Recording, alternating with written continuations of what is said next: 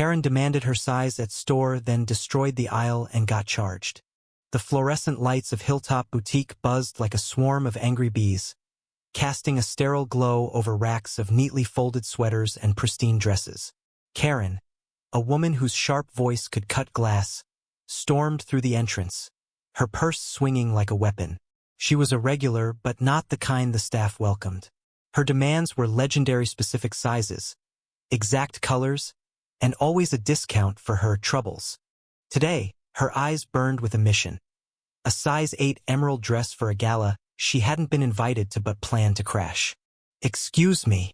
Karen's voice sliced through the hum of the store, halting conversations.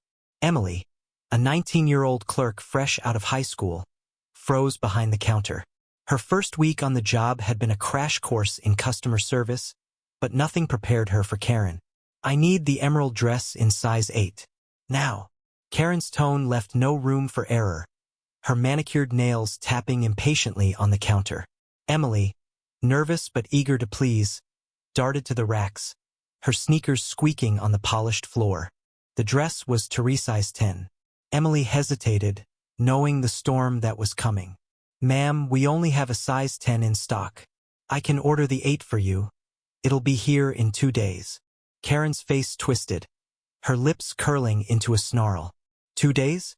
Do you know who I am? I need it today." Her voice rose, drawing eyes from shoppers browsing nearby. Emily stammered, offering to check the back, but Karen wasn't listening. She shoved past Emily, her heels clicking like gunfire, and tore into the clothing racks. Sweaters flew, hangers clattered to the ground, and dresses were yanked from their places as Karen searched for her prize. "This is unacceptable," she shrieked, her voice echoing off the walls. Shoppers whispered, some backing away, others pulling out phones to capture the meltdown. Emily, desperate to calm the situation, pleaded, "Ma'am, please let me help." But Karen spun around, a torn dress in her hand. "You're useless. This store is a disgrace." With a furious sweep, she knocked an entire rack to the floor, clothes spilling like a colorful avalanche. Enter Marcus, the store's janitor, a quiet man in his 50s who'd seen his share of chaos but never spoke up. Today, though, something shifted. Marcus, who'd been mopping in the corner, set his broom aside and stepped forward. His voice, low and steady, cut through Karen's tirade. "Ma'am, you're scaring the kid. Stop." The store fell silent. Karen, stunned by the interruption, turned her fury on Marcus. "Who are you to talk to me? You're just the help." But Marcus didn't flinch. His eyes, tired but resolute, held hers. "I'm the guy who's seen people like you break people like her. You don't get to do that here." The twist came like a slap. Marcus wasn't just a janitor. He'd been a store manager years ago, demoted after a corporate shakeup but stayed on to support his daughter's medical bills. His calm authority wasn't just instinct, it was experience. Karen, sensing she'd lost control, doubled down, shoving Marcus. That was her mistake. A security guard, alerted by the commotion, stepped in, and within minutes, police sirens wailed outside. Karen, now screaming about lawsuits and her rights, was escorted out in handcuffs, leaving a trail of destruction and stunned onlookers. Emily, shaken but standing, began picking up the scattered clothes. Marcus helped, his hands steady as he folded a sweater. "You did good, kid," he said softly. Emily nodded, tears in her eyes, grateful for the unexpected ally.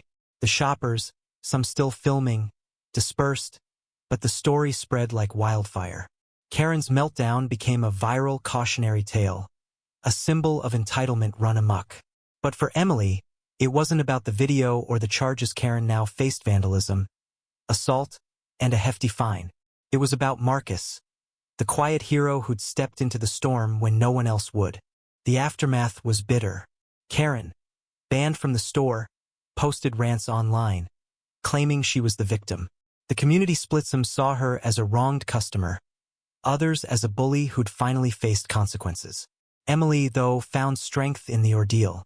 She kept working, her confidence growing, mentored by Marcus, who shared stories of his manager days over coffee breaks. The store rebuilt the aisle, but the scars of that day lingered in the whispers of new customers who'd seen the video. The heart of the story wasn't the destruction or the arrest. It was the clash of human flaws, Karen's rage, Emily's fear, Marcus's courage, and the fragile line between chaos and redemption. Karen's demand for redress had unraveled into a public shaming, but it also revealed the quiet strength of those who stand up, even when it's easier to stay silent. The ending stung because it wasn't neat. Karen faced justice, but her defiance never wavered. Emily and Marcus moved forward, but the memory of that day clung like a shadow. What do you think? Does Karen's punishment fit her actions? Or is there more to the story of entitlement and accountability?